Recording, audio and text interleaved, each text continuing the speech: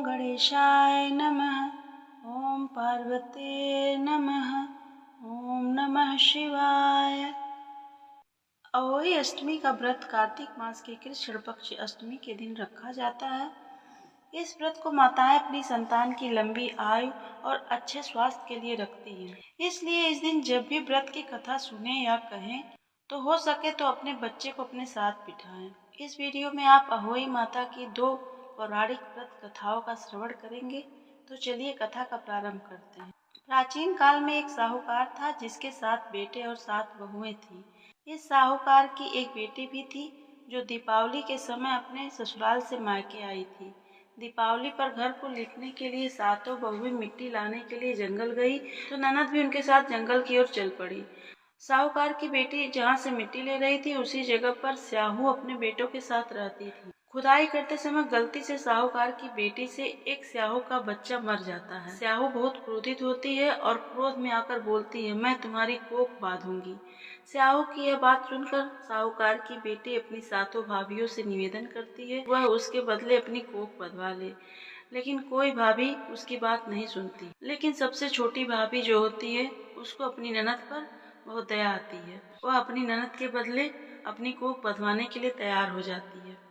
इसके बाद छोटी भाभी के जो भी बच्चे होते थे वह सभी 7 दिन बाद मर जाते थे। 7 पुत्रों के इस प्रकार से मृत्यु होने के बाद वह बहुत दुखी होती है।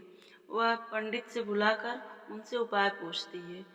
पंडित उसे बताते हैं कि सुरही गाय की सेवा करो, तुम्हारा भला होगा। पंडित की बात मानकर छोटी बहू सुरही गाय की सेवा करने लगती है। सुरही गाय सेवा से प्रसन्न होती है और उसे स्याहू के पास ले जाती है। रास्ते में थक जाने पर दोनों आराम करने लगते हैं। अचानक साहूकार की छोटी बहू की नजर एक ओर जाती है जहां वह देखती है कि एक सांप गरुड़ पंखिनी के बच्चे को डसने जा रहा है और वह सांप को मार देती है।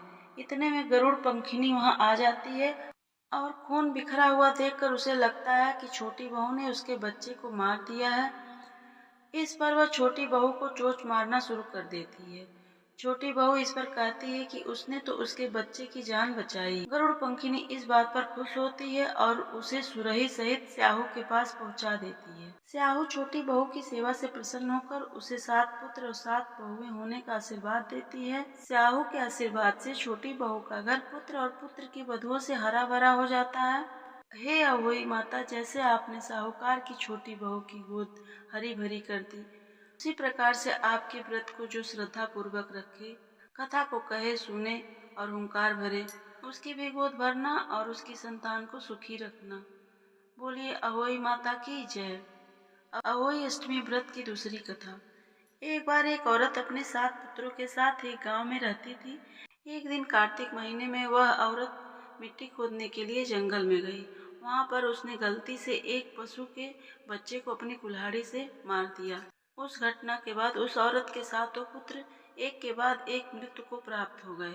इस घटना से दुखी होकर उस औरत ने अपनी कहानी गांव के हर एक औरत को सुनाई। एक बूढ़ी औरत ने उस औरत को यह सलाह दी कि वह माता अहोई अष्टमी की आराधना करे। पशु के बच्चे की सोते हुए हत्या के पश्चाताप के लिए उस औरत ने शावक का चित्र बनाया और माता अहोई के चित्र के साथ रखकर उसकी पूजा करने लगी।